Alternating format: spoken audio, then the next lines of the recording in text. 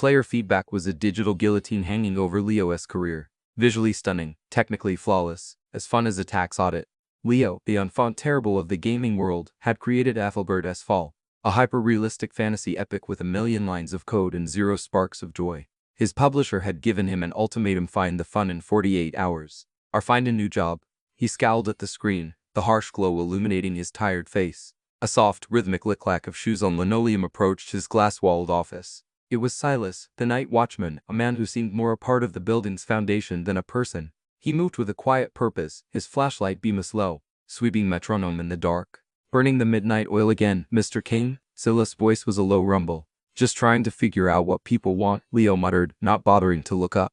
Wouldn't expect you to get it. It is complex. Silas paused, his silhouette framed by the doorway. Sometimes, he said gently, the most complex lock has the simplest key. He then continued his patrol, the sound of his footsteps fading down the hall, leaving Leo to stew in his own brilliance.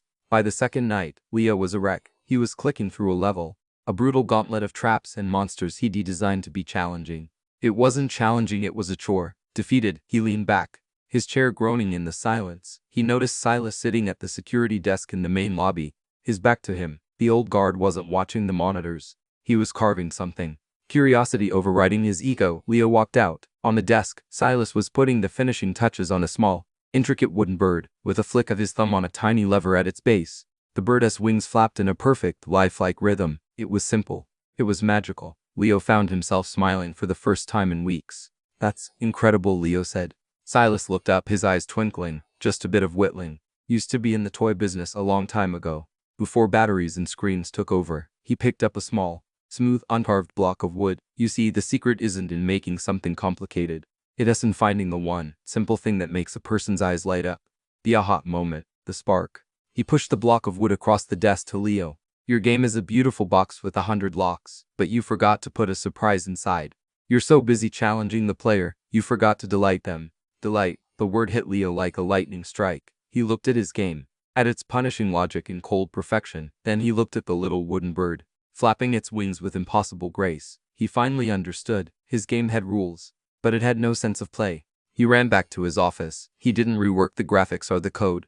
He changed one thing. In the middle of his most brutal level, he added a hidden, simple mechanic, a set of enchanted bells that, when struck in the right order, didn't give the player a reward, but instead caused the entire landscape to erupt in a symphony of magical, blooming flowers and harmonious music. It served no purpose to winning.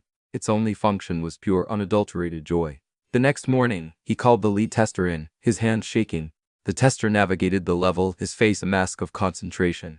Then he stumbled upon the bells. He played the sequence. As the world bloomed around him, he stopped playing. He just stared, and then a slow, wide grin spread across his face. Whoa, he whispered. Okay, now that is cool. Aethelgard's Fall became a legend, praised not for its difficulty, but for its heart. At the awards ceremony, accepting Game of the Year, Leo stood in a $1,000 suit, the little wooden bird peeking out of his pocket.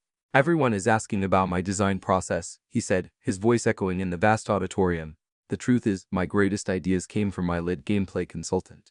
He paused, looking out at the crowd. He taught me that the most advanced code in the world is worthless if you forget to program the spark. This one's for you, Silas.